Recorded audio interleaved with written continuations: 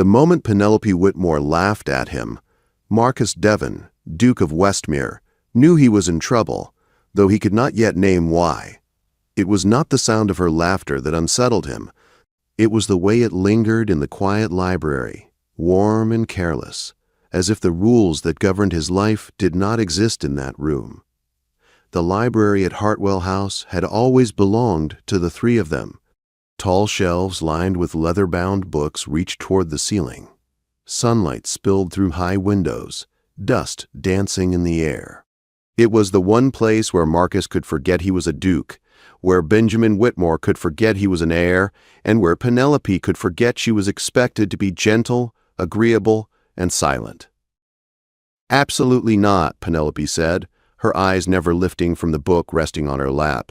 Her dark hair had slipped loose from its pins, a sure sign she had been reading for hours without concern for appearances. "I have plans next month, Benjamin. Real plans, not your schemes."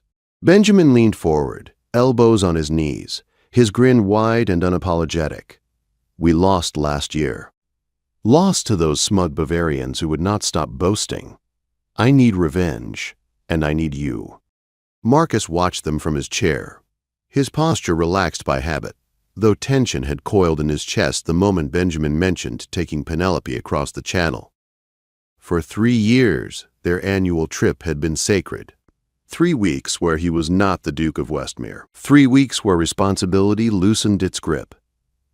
"Your brother has a point, Penelope," Marcus said lightly, though his jaw tightened. "But I am not convinced dragging you to a card tournament qualifies as destiny." Penelope finally looked up.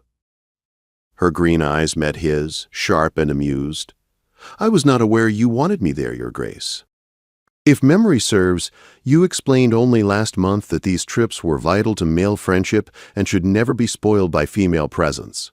"I never used the word spoiled," Marcus said. "You implied it." Benjamin laughed, delighted. "This is exactly why she should come. You play better when she annoys you, Marcus. You get that look like you plan to destroy something, and Penelope sees patterns no one else notices." "I have other obligations," Penelope replied calmly. "Lady Hawthorne invited me to her estate." "A reading circle."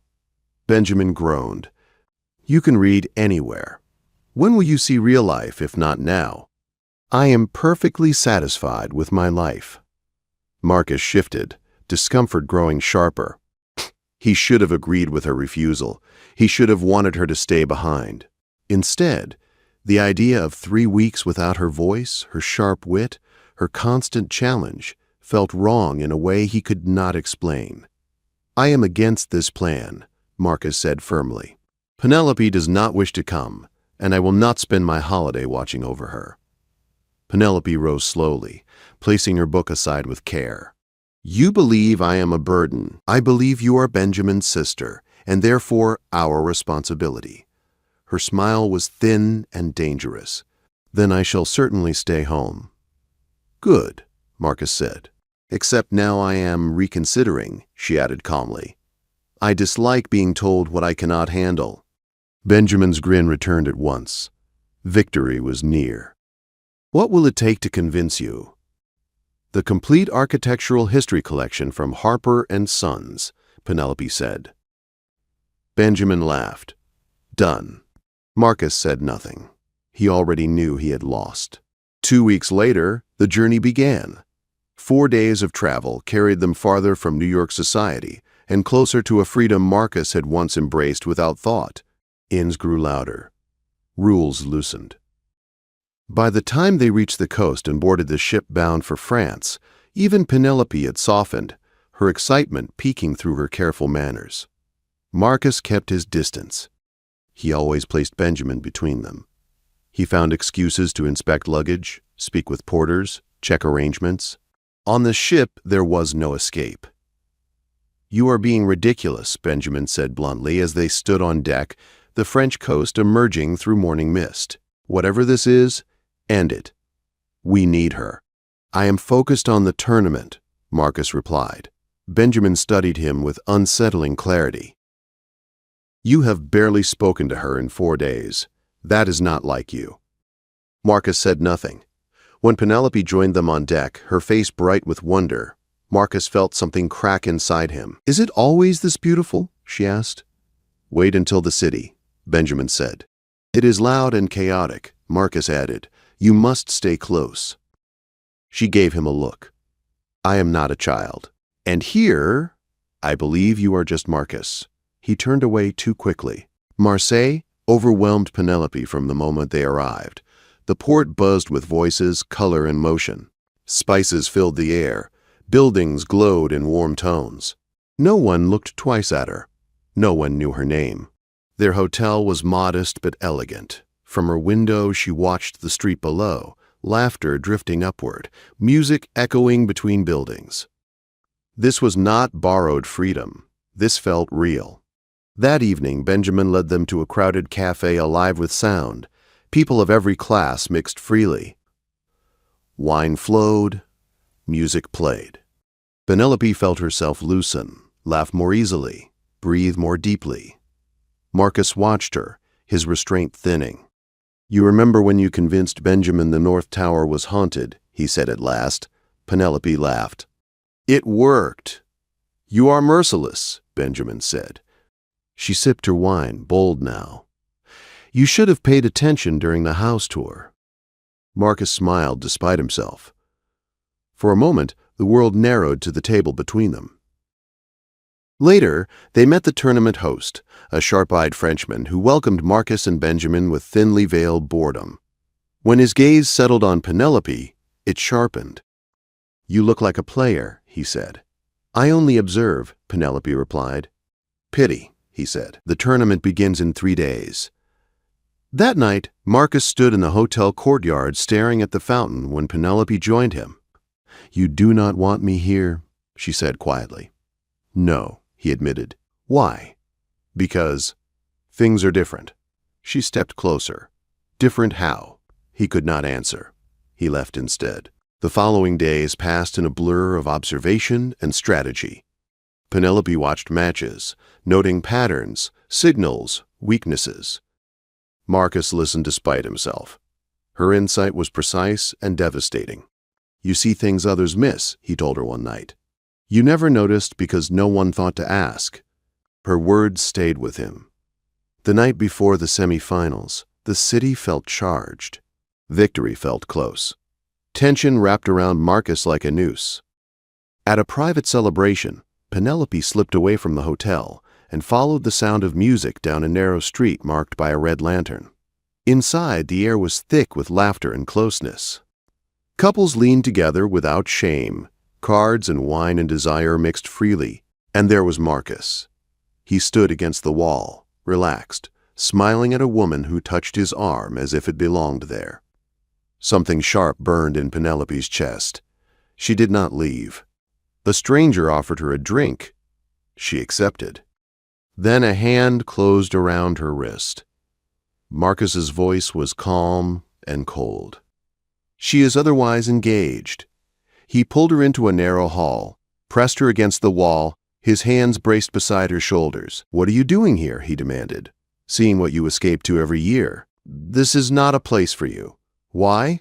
she asked. "Because you do not want me to see you are human." His eyes darkened. "That is exactly why."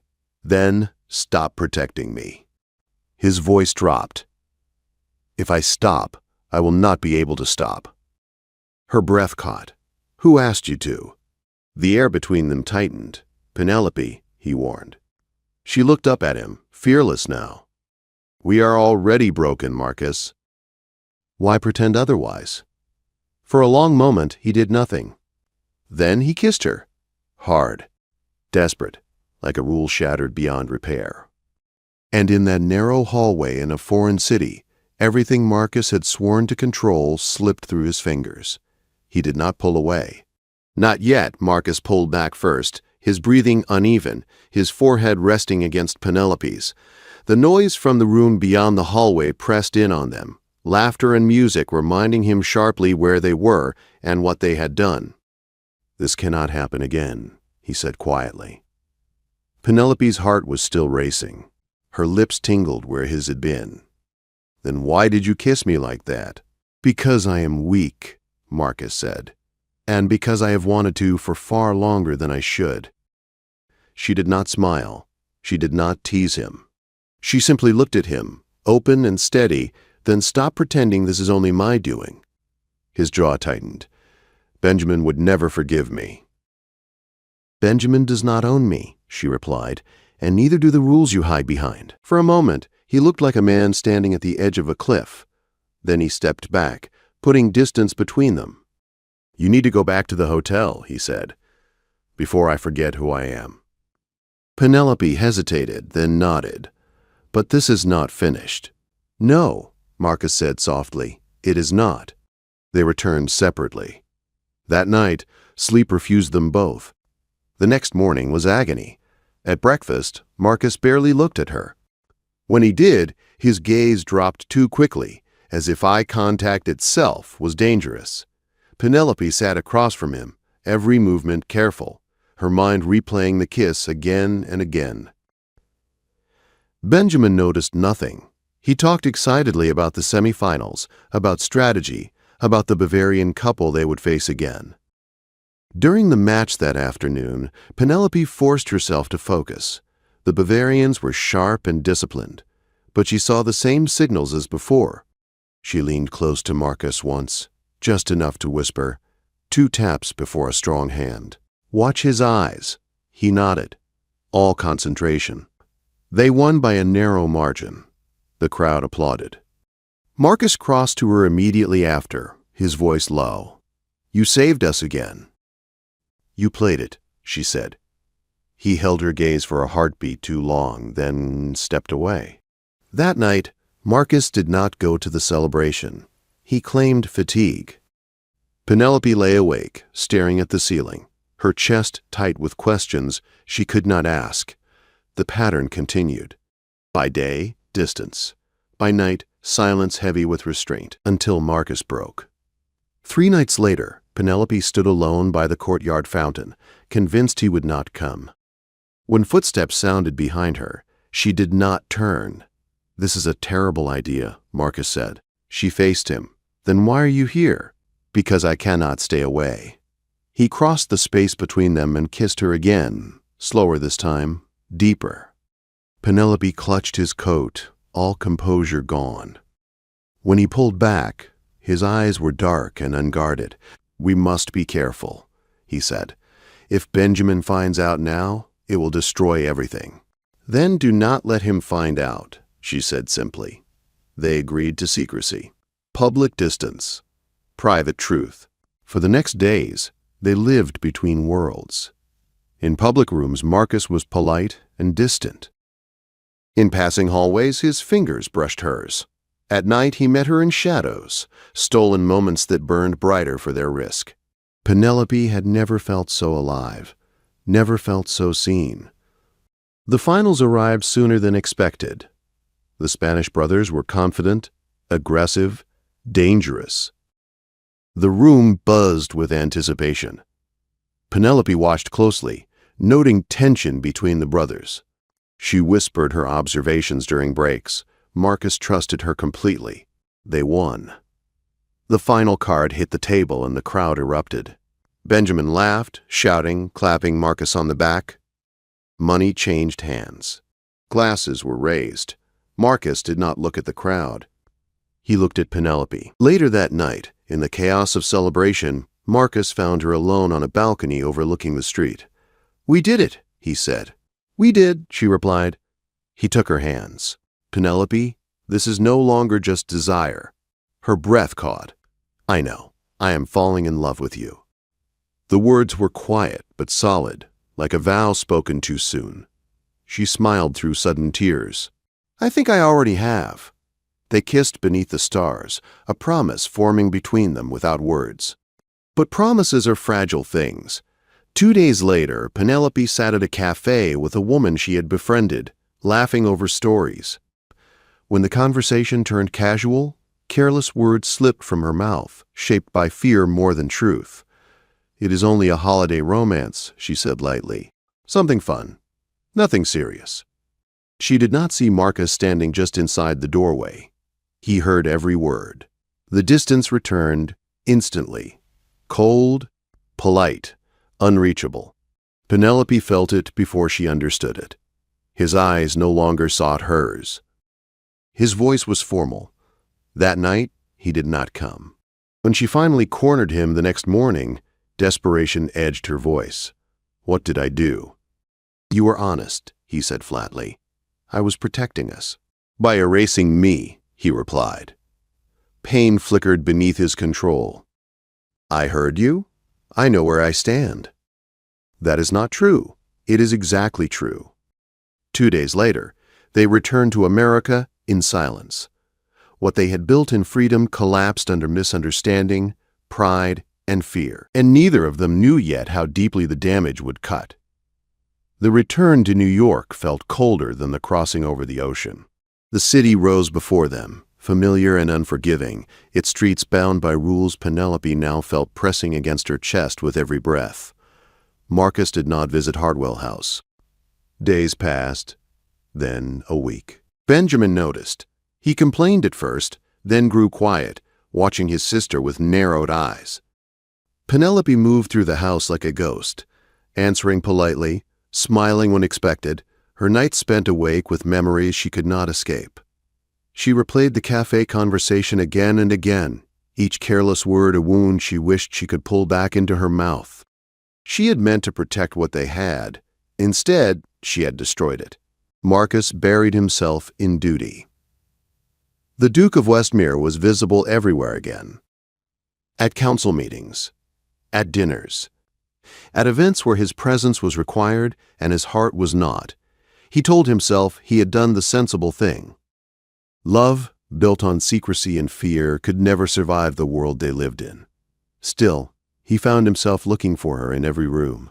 2 weeks after their return, the Whitmores hosted a small dinner. The guest list was harmless enough. Family, friends, familiar names. Marcus's mother insisted he attend. Penelope learned he was coming when her maid mentioned his name while fastening her gown. Her hands shook. At dinner, Marcus was perfect. He spoke easily. He smiled at the right moments. He addressed Penelope as Miss Whitmore, his tone distant and correct. It hurt more than anger ever could. After the meal, Benjamin drew Marcus into the study. Penelope followed, her resolve brittle but firm. "I need to speak with him," she said. Benjamin looked between them, suspicion sharpening. Alone. He hesitated, then nodded and left. The door closed. Silence filled the room. Marcus stood by the window, his back to her. "Please," Penelope said. "I cannot lose you like this." "You already did," he replied. She stepped closer. "I lied because I was afraid of scandal, afraid of Benjamin, afraid of saying it aloud and breaking it. You broke it anyway." Tears slid down her cheeks. "What we had was real, was it?" Marcus asked quietly.